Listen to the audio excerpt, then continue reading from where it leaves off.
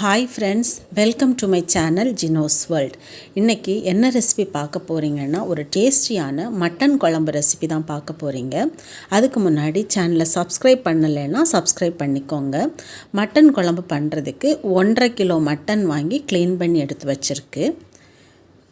1 kilo வெங்காயத்தை cut பண்ணி எடுத்து வச்சுருக்கு. இதை இப்போ குக்கரில் கொஞ்சம் ஆயில் சேர்த்துட்டு, ஒரு துண்டு பட்டை, 2 கிராம்பு, 2 ஏலக்காய் சேர்த்துட்டு கட் பண்ணி வச்சுருக்க வெங்காயத்தை அதில் சேர்த்துக்கலாம். இதை நல்லா வதங்கணும். இப்போ இதுக்கு தேவையான மசாலா அரைச்சிடலாம். 3 தக்காளி, 5 பச்சை மிளகாய், 3 டேபிள் ஸ்பூன் இஞ்சி பூண்டு பேஸ்ட், 3 டீஸ்பூன் வத்தல் தூள், 3 டீஸ்பூன் மல்லித்தூள்,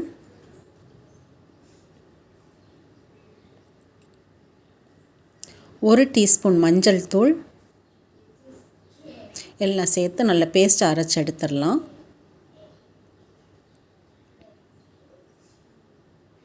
வெங்காயம் நல்லா வதங்கிடுச்சு. இப்போ இதில் அரைச்சி வச்சுருக்க பேஸ்ட்டை சேர்த்துக்கலாம்.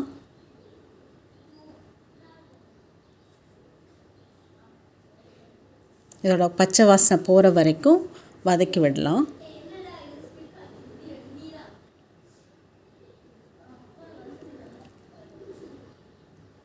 இப்போ இதில் 2 டீஸ்பூன் கரம் மசாலா சேர்த்துக்கலாம்.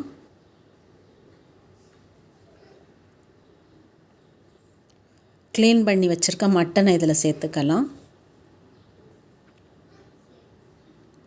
மட்டனை சேர்த்துட்டு அந்த மசாலாவில் நல்லா மிக்ஸ் ஆகிற மாதிரி கிளறி விடலாம். இந்த மட்டன் குழம்பு ஈஸ்டருக்கு முந்தின நாள் நைட்டு சர்ச்சுக்கு போகிறதுக்கு முன்னாடி செஞ்சோம்.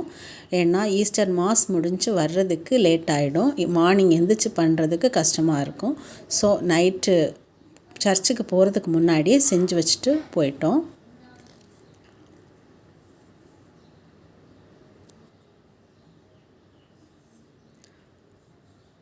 இப்போ இதில் தேவையான அளவு சால்ட் சேர்த்துக்கலாம்.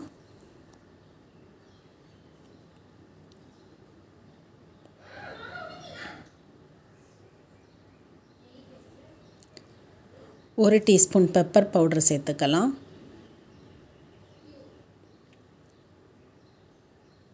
எல்லாம் சேர்த்து நல்லா கிளறி விட்டுடலாம். இப்போ இதில் இந்த மட்டன் குக் ஆகிறதுக்கு தேவையான அளவு தண்ணி சேர்த்துக்கலாம். சால்ட் எல்லாம் கரெக்டாக இருக்கான்னு பார்த்துக்கோங்க. இது கொஞ்சம் கொதிக்கட்டும். பாருங்கள், கொதிச்சிருச்சு. இப்போ மேலே கொஞ்சமாக மல்லி இலை சேர்த்துக்கலாம். இப்போ இதை மூடி வச்சு ஒரு 10 விசில் விடலாம். மட்டன் குக் ஆகிற அளவுக்கு விசில் விட்டுக்கோங்க.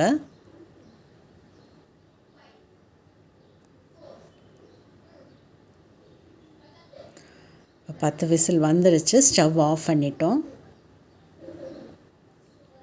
இது நெக்ஸ்ட் டே மார்னிங் தான் இதை ஓப்பன் பண்ணி பார்க்குறோம். விசில் வந்தோடனே ஆஃப் பண்ணிவிட்டு சர்ச்சுக்கு கிளம்பிட்டோம். இங்கே பாருங்கள், மட்டன் எல்லாம் நல்லா குக்காக இருக்குது. குழம்பும் சாப்பிட்றதுக்கு நல்ல டேஸ்ட்டாக இருந்துச்சு. காலையில் அதை கொஞ்சம் சூடு பண்ணிவிட்டு சாப்பிட வேண்டியது தான். நீங்கள் இந்த ரெசிபியை ட்ரை பண்ணி பாருங்கள். தேங்க்ஸ் ஃபார் வாட்சிங்.